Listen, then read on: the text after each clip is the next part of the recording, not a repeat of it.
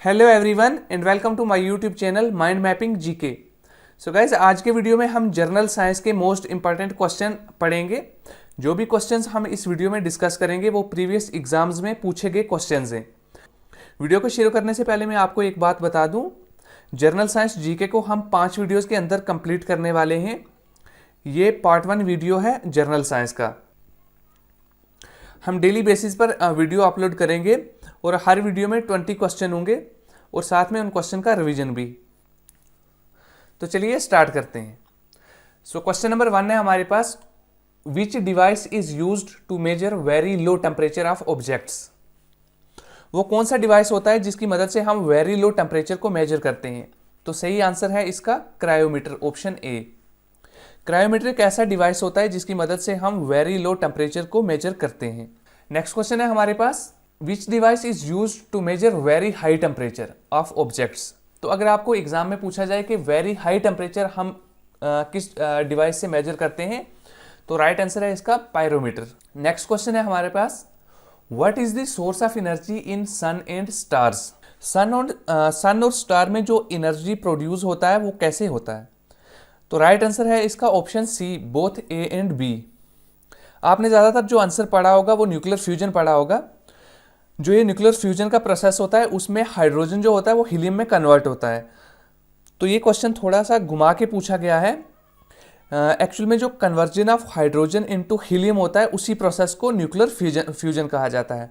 तो इसलिए इसका जो राइट आंसर है वो ऑप्शन सी है, बोथ ए एंड बी।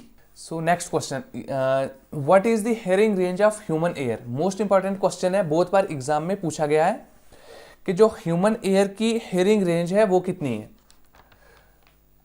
तो ह्यूमन एयर का जो हेयरिंग रेंज है वो है 20 हर्ट्ज से लेके 20,000 हर्ट्ज तक। So the right answer is option B. Human ear की सुनने की क्षमता जो है वो 20 हर्ट्ज से लेकर 20,000 हर्ट्ज तक होती है। सो गाइस, नेक्स्ट क्वेश्चन है हमारे पास, name the device which directly converts solar energy into electrical energy.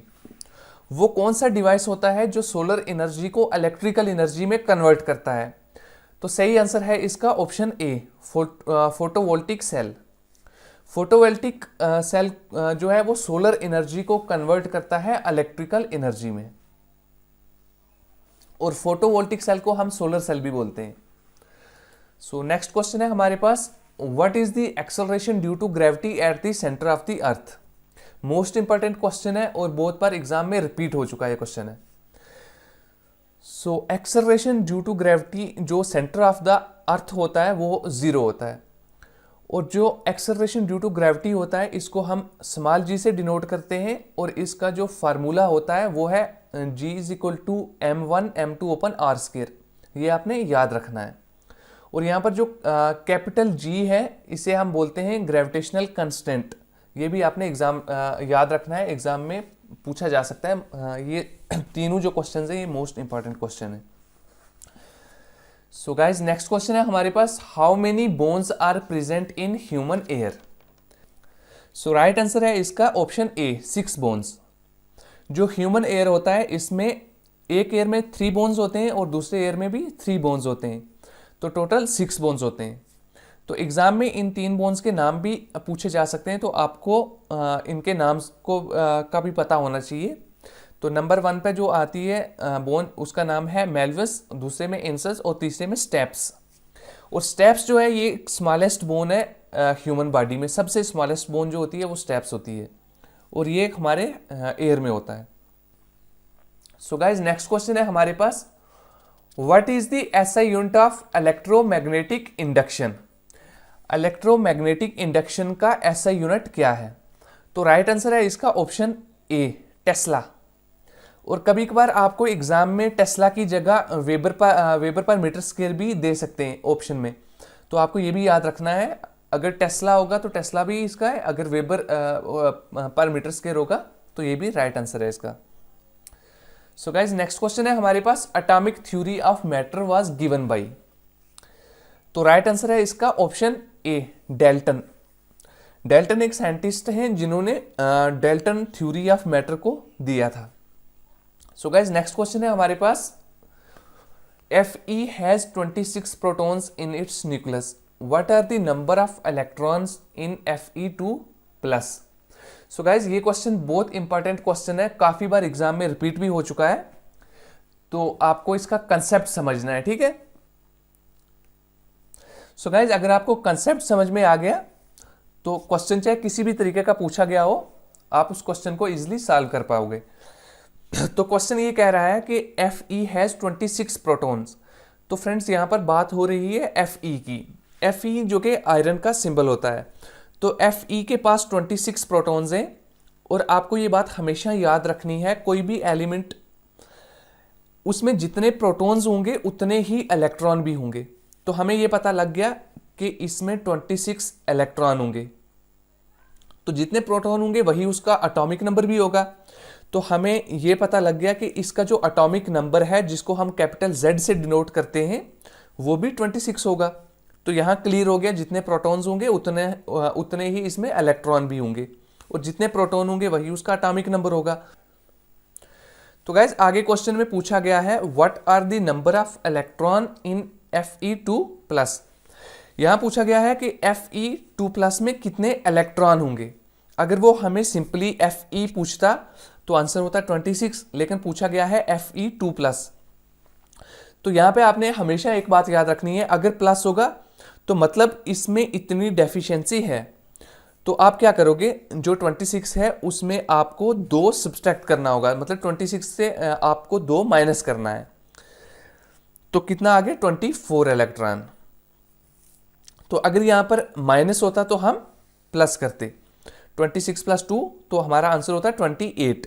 तो यहां पर 2 प्लस है, Fe2 प्लस है, तो इसलिए हमने 2 माइनस कर दिया और 24 इलेक्ट्रॉन जो है वो हमारा राइट आंसर आ गया। सो गाइज नेक्स्ट क्वेश्चन है हमारे पास, in atom of an element has atomic number 17 in mass number 36, the number of neutron in its nucleus. तो जो राइट आंसर है इसका वो है 19, ऑप्शन ए।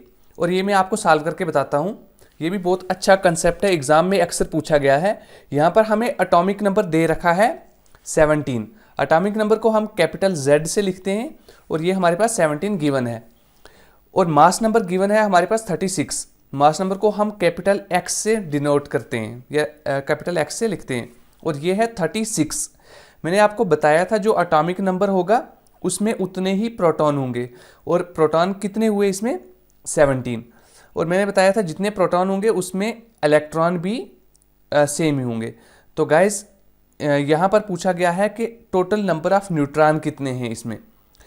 तो इसके लिए हमारे पास एक फार्मूला है, neutron is equal to mass number, जिसको हम कैपिटल X से डिनोट करते हैं, और उसमें से माइनस करना है हमने एटॉमिक नंबर, जिसको हम कैपिटल Z से डिनोट करते हैं। तो हमारे पास जो मास नंबर है वो है 36, और उसमें से हमें माइनस करना है एटॉमिक नंबर जो है 17। तो हमारे पास टोटल नंबर ऑफ न्यूट्रॉन कितने हुए 19। सो गाइस नेक्स्ट क्वेश्चन है हमारे पास, what effect will be on acceleration due to gravity if the radius of the earth is decreased. So the right answer is option A, increase.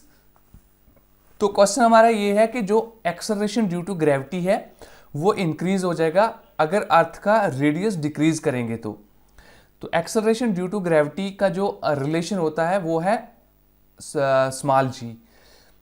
तो यहाँ पे एक derivation में आपको दिखाता हूँ, g is equal to capital G m1 m2 upon r square. तो guys यहाँ पर आप देख सकते हैं जो एक्सेलरेशन ड्यू टू ग्रेविटी है, जिसको हम स्मॉल g से लिखते हैं, ये इन्वर्सली प्रोपोर्शन किसके है, रेडियस के, रेडियस ऑफ द अर्थ के। अगर रेडियस डिक्रीज करोगे तो एक्सेलरेशन ड्यू टू ग्रेविटी जो है वो इंक्रीज होगा, क्योंकि ये इन्वर्सली प्रोपोर्शनल है। सो गाइज नेक्स्ट क्वेश्चन है हमारे पास, which device is used to measure radioactivity. Radioactivity को मेजर करने के लिए हम किस डिवाइस को यूज करते हैं। तो सही आंसर है option B, Geiger Muller counter, जिसको हम GM काउंटर भी बोलते हैं। सो मोस्ट इंपॉर्टेंट क्वेश्चन है, बहुत बार एग्जाम में रिपीट हुआ है। और रेडियो एक्टिविटी का जो SI यूनिट है वो है बैकोरल, ये भी आपने याद रखना है। सो गाइज नेक्स्ट क्वेश्चन है हमारे पास, what is the height of geostationary satellite from the earth. The right answer is option C, both A and B.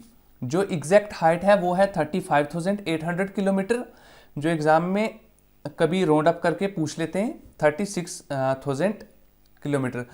तो इसलिए मैंने दोनों वैल्यूज़ लिख रखे हैं यहाँ पे, तो आपको दोनों वैल्यूज़ याद रखनी है। एग्जैक्ट वैल्यू है 35,800 और राउंड अप वैल्यू है 36,000 kilometre. Next question is what is the working principle of washing machine? Right answer is option C, centrifugation. Centrifugation जो है ये वर्किंग प्रिंसिपल होता है वॉशिंग मशीन का। Next question is what is SI unit of torque? Torque का SI unit क्या होता है? So the right answer is option A, newton metre. Newton metre जो है ये एसआई यूनिट होता है टॉर्क का। सो the next question is what is the purpose of choke in tubelight? Tubelight में जो हम चॉक यूज करते हैं इसका मेन पर्पस क्या होता है? So the right answer is option C, reduce current in circuit. Next question is what is the SI unit of electrical conductivity? Electrical conductivity की जो एसआई यूनिट है वो क्या होता है? So right answer is option A, mho. और इसको हम सीमेंस से भी लिखते हैं। कभी कभी ऑप्शन में सीमेंस भी दिया गया होता है, तो आपको दोनों याद रखने हैं, मोह भी और सीमेंस भी। अगर आपको एग्जाम में रेजिस्टेंस का एसआई यूनिट पूछा जाए तो आपका आंसर होगा ओम। और अगर आपसे पूछा जाए कि रेजिस्टिविटी की एसआई यूनिट क्या होती है तो आपका आंसर होगा ओम मीटर। ये आपने याद रखना है, दोनों क्वेश्चन एग्जाम में पूछे गए हैं। So the next question is who invented the battery? Battery का इन्वेंशन किसने किया था? So the right answer is Volta. Volta एक साइंटिस्ट थे, उन्होंने बैटरी को इन्वेंट किया था। Next question is what is the size of an atom? Atom का जो साइज है वो कितना होता है? So the right answer is option C, both A and B. So guys अगर हम बात करें मीटर में, तो मीटर में होता है 10⁻⁻10 मीटर। और अगर हम बात करें सेंटीमीटर में, तो सेंटीमीटर में होता है 10⁻⁻8 सेंटीमीटर। ये आटम का साइज होता है, ये आपने याद रखना है। एग्जाम में ये भी पूछा जाता है कि एटम के अंदर क्या होता है, तो एटम के अंदर होता है प्रोटॉन भी होते हैं, इलेक्ट्रॉन भी होते हैं और न्यूट्रॉन भी होते हैं। और गाइज अगर आपसे पूछा जाए कि न्यूक्लियस के अंदर क्या होता है, तो न्यूक्लियस के अंदर सिर्फ प्रोटॉन और न्यूट्रॉन होते हैं, इलेक्ट्रॉन नहीं होता। ये आपने याद रखना है, मोस्ट इंपॉर्टेंट क्वेश्चन है और एग्जाम में अक्सर पूछा गया है। सो गाइज ये थे कुछ 20 मोस्ट इंपॉर्टेंट क्वेश्चन जीके के जो एग्जाम में बहुत बार रिपीट हुए हैं और एग्जाम में पूछे गए। तो गाइज अब हम इन क्वेश्चन का एक रिवीजन करेंगे अपने तरीके से, ताकि आपको ये जितने भी आपने 20 क्वेश्चन पढ़े हैं ये आपको अच्छे से समझ में आ जाए। तो चलिए फटाफट से रिवीजन भी कर लेते हैं। सो गाइज क्वेश्चन नंबर 1 है वो कौन सी डिवाइस है जिससे हम वेरी लो टेम्परेचर को मेजर करते हैं? सो राइट आंसर है क्रायोमीटर। और वो कौन सी डिवाइस है जिसकी मदद से हम वेरी हाई टेम्परेचर को मेजर करते हैं? So the right answer is pyrometer.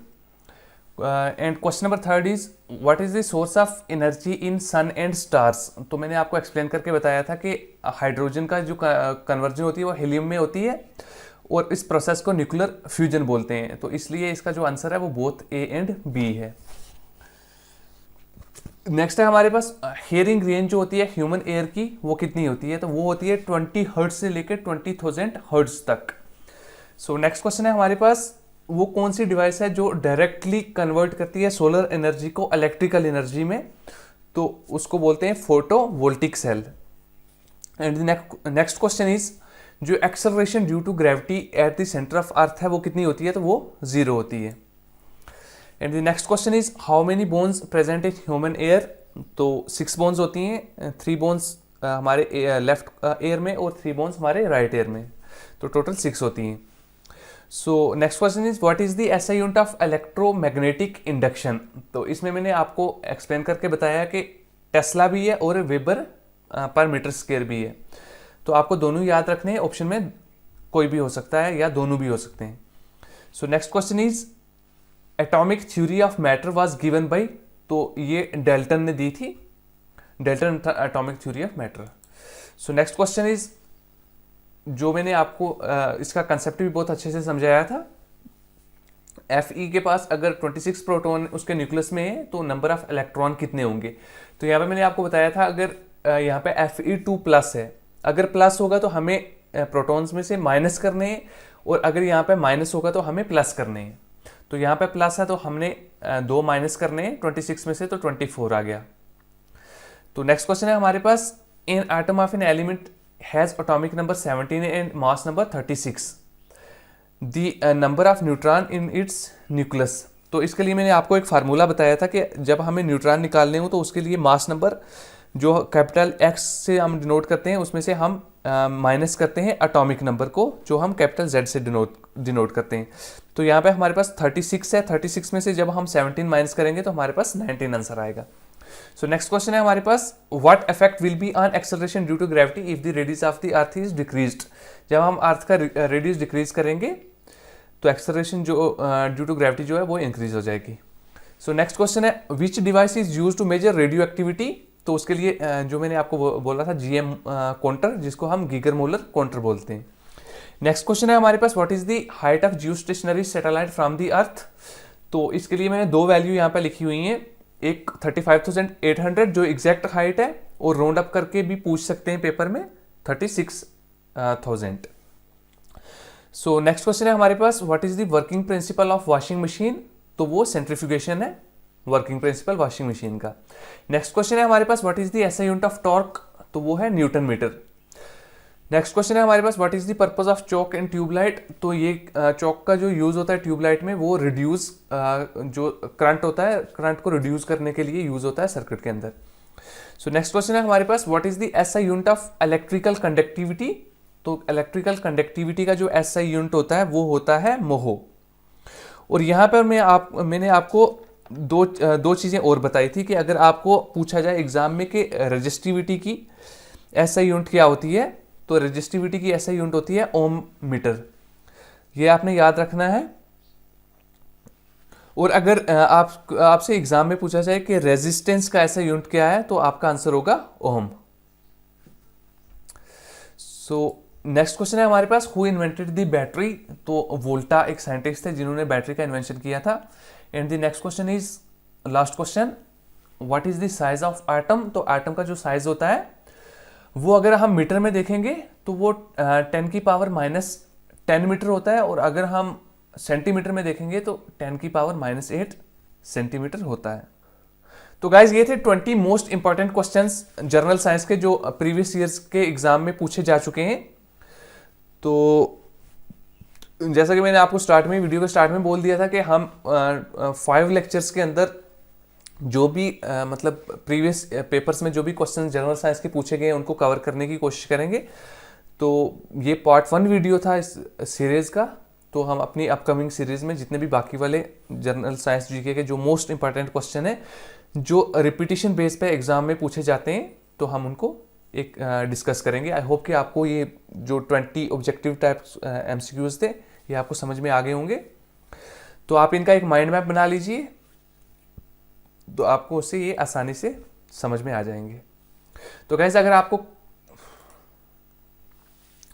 Thanks for watching, please like, comment, share and subscribe my YouTube channel for more updates.